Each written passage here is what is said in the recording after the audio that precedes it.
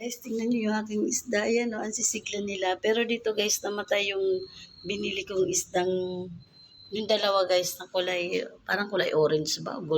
Golden fish, basta yun. Ito, bagong pabili ko yan sa asawa ko. Ayan. Ito, galing to guys, Kisaya. Salamat, Saya, sa hiningi ko sa yung garapon. Ayan. Ayan pa guys yung isa. Ayan, ayan. Di ko pa siya nalalagyan. Ayan, ang sigla ng aking mga alaga. Kapapakain ko lang yan guys.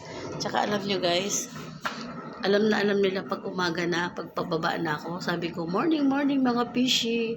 Alam mo, nag-aangatan sila guys. Ayan, o, nakakatawa. Okay lang pala sila guys kahit walang oxygen. Ito ilang weeks na to guys Ito bago lang to guys. Ilang araw pa lang yan. Ayan. Bye guys. See you. See ya.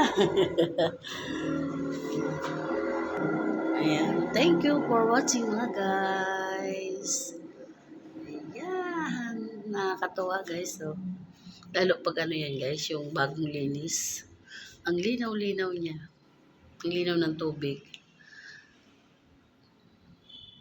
Ang sarap sa mata guys. Ang sarap pagmasdan. Di ba guys, no? Nakakawala ng stress.